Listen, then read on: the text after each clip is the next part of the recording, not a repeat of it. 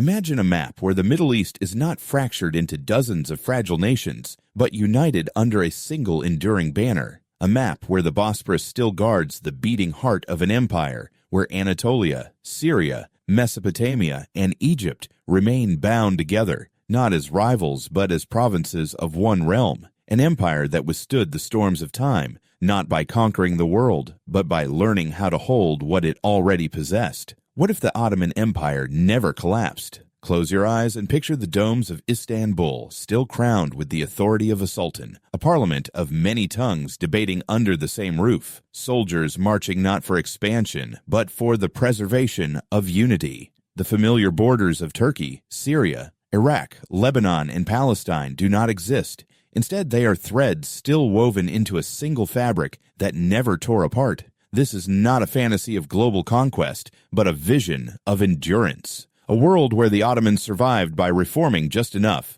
balancing tradition with change, granting their peoples a place within rather than forcing them to seek life outside. A world where power was not squandered in desperate wars, but stabilized in cautious governance. History as we know it tells of decline, rebellion, and dissolution. But history could have told another story. And tonight, we step into that story. We will walk through the cracks that broke the empire and then imagine what might have happened had those cracks been carefully repaired instead of ignored. And if this is your first time here, welcome. You are listening to What If Wars, where we explore not just the history that was, but the history that could have been. Subscribe and join us as we unravel the untold paths of our past. Now, let us begin. For more than 6 centuries, the Ottoman Empire held together lands that stretched across 3 continents. At its height, it was the guardian of Mecca and Medina, the master of the Bosporus, the heir of Constantinople, and the bridge between Europe and Asia. But by the dawn of the 20th century, the once mighty empire had been reduced to a fragile shell, known across Europe as the sick man. How does such a giant fall? To understand that, we must trace the story from its turning points. The summer of 1683 was supposed to be the season of triumph. Grand Vizier Kara Mustafa Pasha led the Ottoman army deep into Europe, laying siege to Vienna. If the city fell, Central Europe would be exposed. For 2 months, cannons roared against its walls, but on September 12th, a coalition army led by King John Sobieski of Poland struck with ferocity. The largest cavalry charge in history thundered down upon the Ottoman lines. The siege collapsed in chaos. That day marked more than the loss of a battle. It was the end of Ottoman expansion in Europe. From then on, the empire was no longer advancing, but defending. The Janissaries, once the terror of Christendom, had grown complacent. These elite troops resisted modernization, clinging to old privileges and outdated tactics. As European armies embraced professional training, new firearms, and disciplined drilling, the Ottoman forces lagged. In battle after battle, from the 18th century onward, the empire discovered that numbers alone could not compensate for outdated methods. By the early 19th century, the military, once the sharpest edge of the empire, had dulled into a force riddled with corruption, resistant to reform,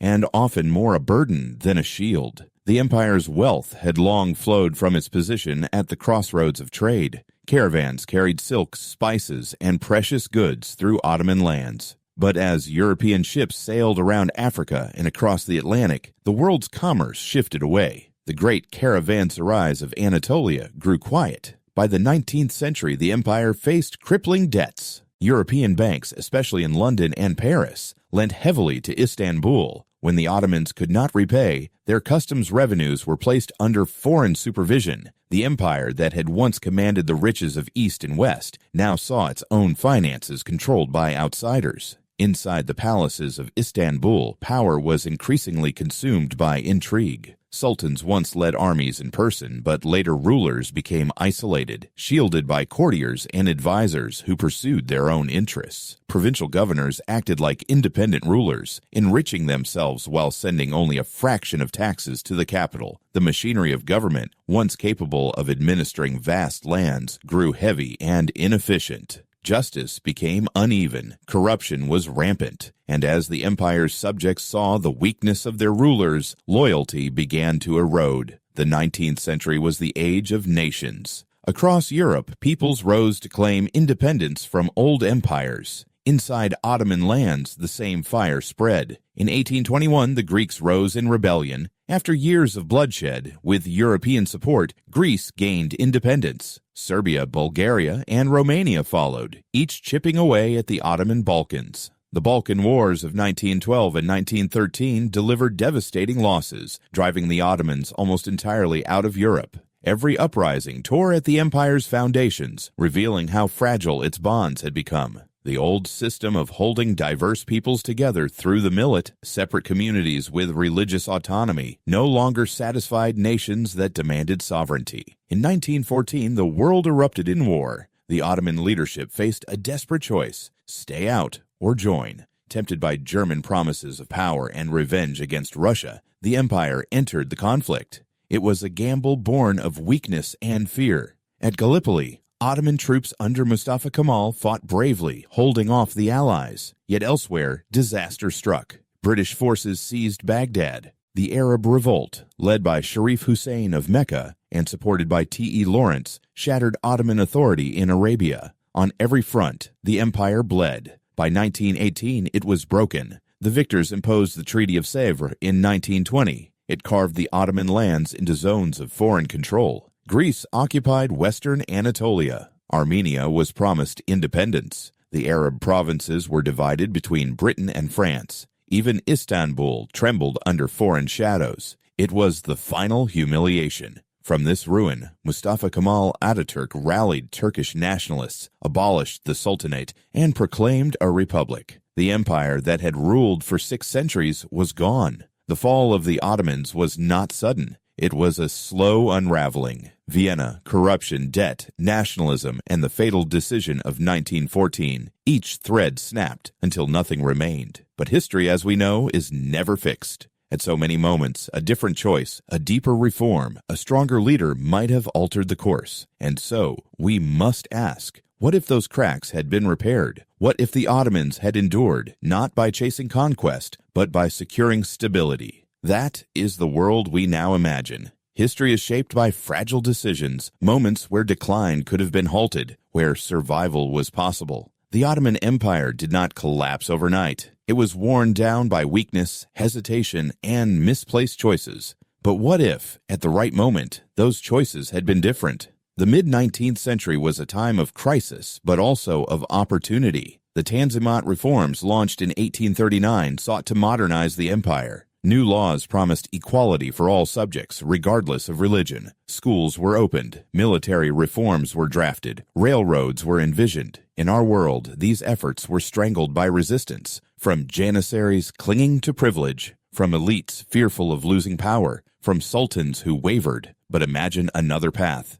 Imagine Sultan Abdülmecid I, or a successor with sharper resolve, standing firm against opposition. Imagine the reforms not as hesitant steps, but as a foundation for a renewed empire. The janissaries are disbanded decisively. A modern professional army is built with European training. Provincial governors are bound by strict oversight, their corruption punished. The empire adopts a constitution granting its diverse peoples a voice in governance. Turks, Arabs, Armenians, Greeks, and Kurds all sit in parliament, their grievances voiced within the system rather than through revolt. By embracing reform, the empire calms the storms of nationalism. Diversity is not crushed, but absorbed, transforming subjects into stakeholders. Instead of fragmentation, there is cautious cohesion.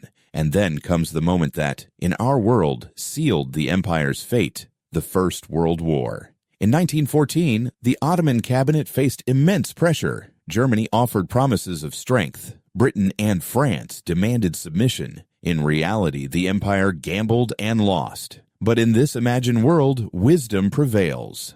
The empire declares neutrality. Its railways remain open for trade, not war. Its soldiers defend borders, but do not bleed in foreign trenches. Its Arab provinces remain loyal because the empire is not dragged into catastrophic conflict. While Europe destroys itself in Verdun and Gallipoli, Ottoman lands remain intact. When the war ends in 1918, the victors cannot partition what was never defeated. The empire emerges wounded by age, but not shattered. The alternate Ottoman Empire does not dream of conquering Vienna again, nor reclaiming lost lands in the Balkans. Its leaders understand that survival depends on holding the heart, not chasing the past. Anatolia remains the core, linked firmly to Syria, Mesopotamia, and Palestine. Egypt, bound by trade and religion, stays within the fold. The Balkans may be gone, but the empire accepts the loss rather than bleed endlessly for it. By limiting ambition, the Ottomans preserve stability.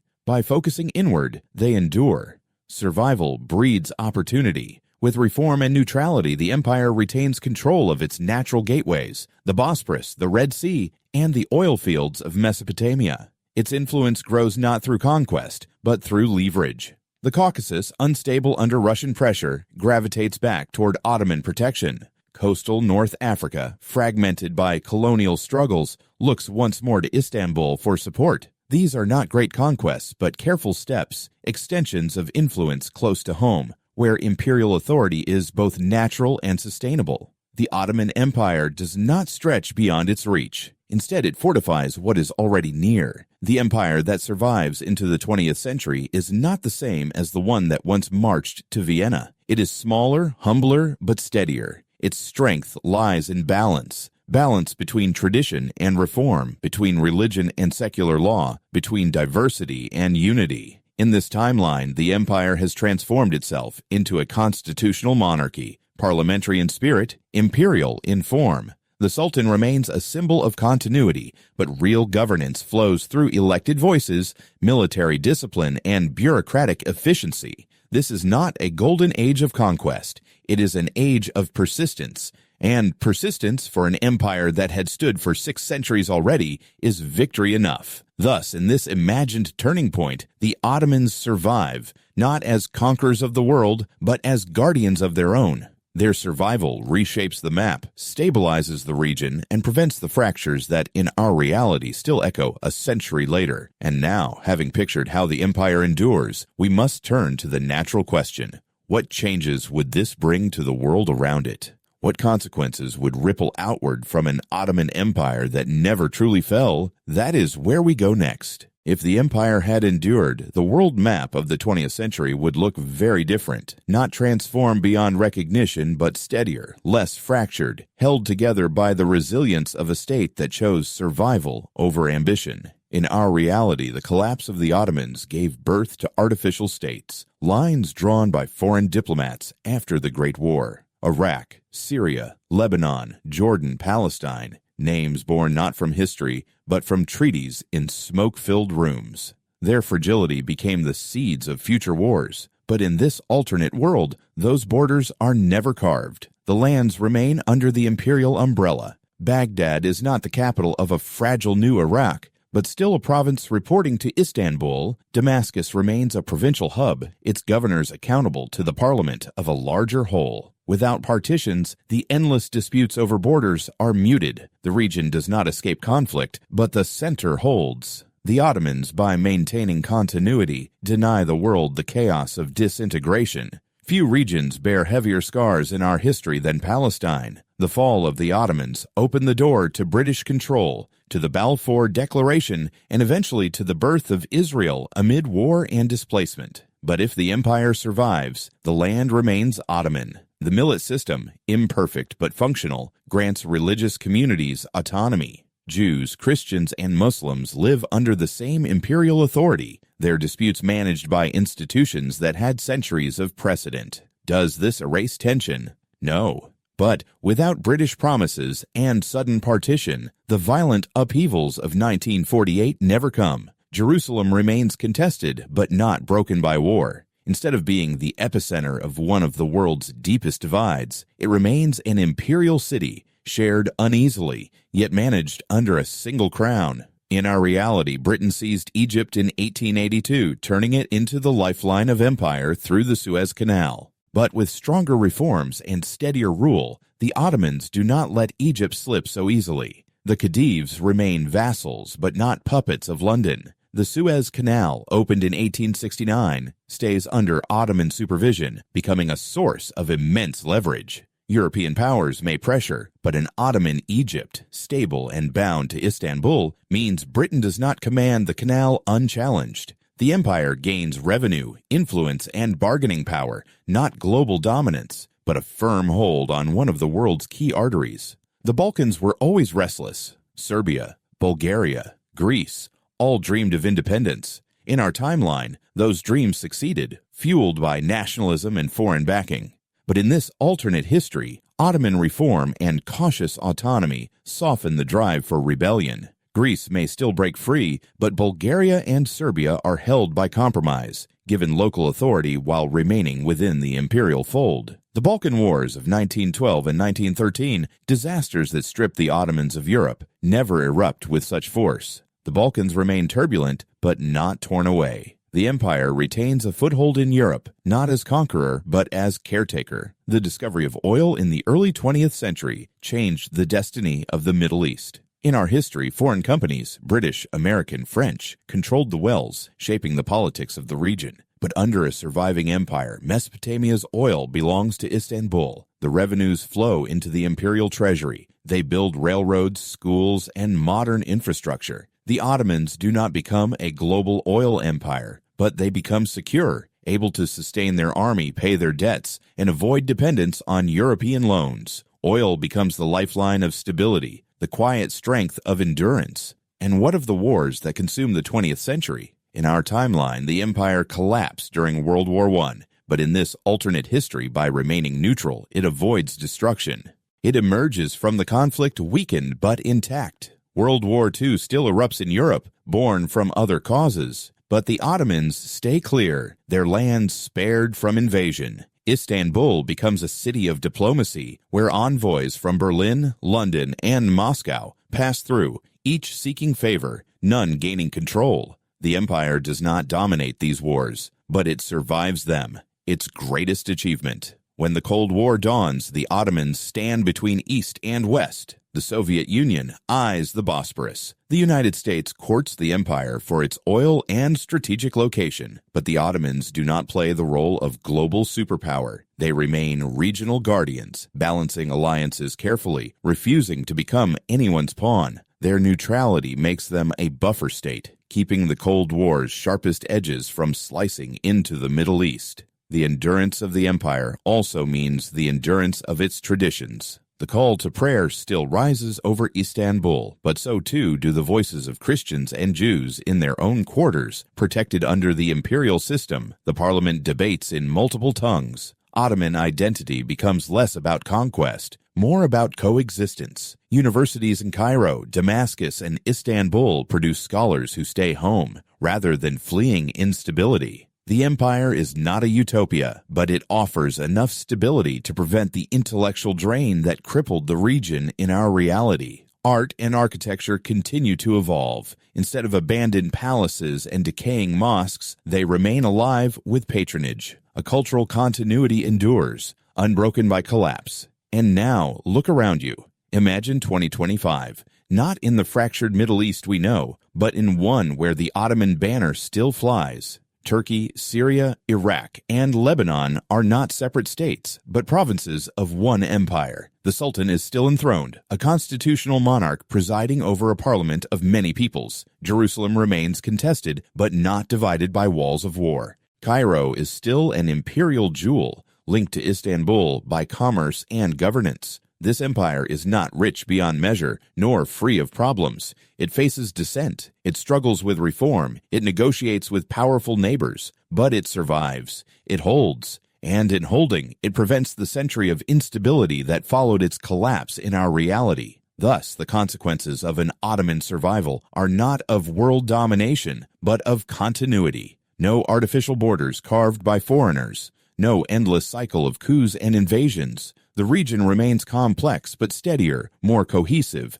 bound by a crown that chose to endure rather than to fall. And as we step back from this vision, we must ask, what lessons does it leave us today? What can the endurance of an imagined empire teach us about the fragility of our own world? That is where our journey ends. History is not only a record of what happened, it is also a warning of what might repeat, and a whisper of what could have been. The Ottoman Empire stood for more than 600 years, yet it fell, not because its armies vanished in a single night, but because it failed to adapt, to reform, to hold together the bonds that once gave it strength. And yet, when we imagine an empire that survived, we see that survival was possible, not by conquering new lands, not by ruling the world, but by choosing stability over ambition, reform over stagnation, compromise over repression. The story of the Ottomans reminds us that no throne is eternal. Power, no matter how vast, can crumble if it ignores the cracks within.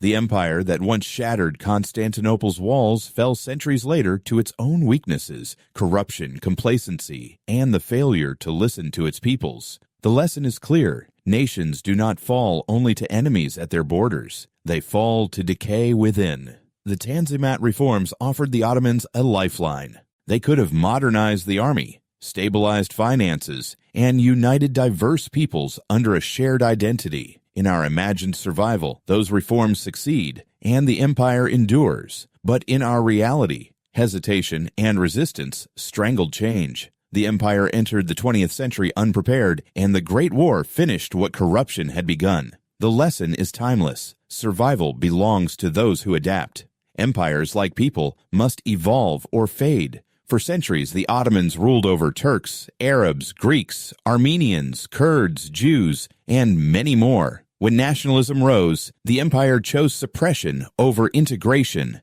and the bonds of loyalty snapped. In our imagined history, those voices were given space within the empire, making them part of its strength rather than its undoing. That choice between division and unity is one that every society still faces. The lesson is stark. Diversity is not a weakness to be crushed, but a strength to be embraced. In 1914, the Ottomans chose war. It was a decision born of desperation, and it destroyed them. In our imagined survival, they chose neutrality. That single choice saved them from collapse. History turns on decisions like these. A single moment, a signature, an alliance, a declaration can alter the fate of millions, and the choices of today will shape the world our children inherit tomorrow. The collapse of the Ottomans left behind a century of fractured states, disputed borders, and endless conflicts. Imagining a world where they endured does not erase those wounds, but it shows us how fragile history is, and how much suffering might have been avoided if different paths had been taken. The lesson for us is simple. The future is never fixed. It bends with our decisions, with our reforms, with our ability to hold together what others would allow to fall apart. The story of the Ottoman Empire is not just about the past. It is a mirror for our present. It reminds us that power is fragile, unity is precious, and choices matter more than we often believe. If you have walked this journey with us, ask yourself, what will our world look like 100 years from now? Will we learn from history or repeat its tragedies? And if you enjoyed exploring this untold path of history, don't forget to subscribe to What If Wars. Because sometimes the most important lessons come not from the past we know, but from the futures we can still imagine.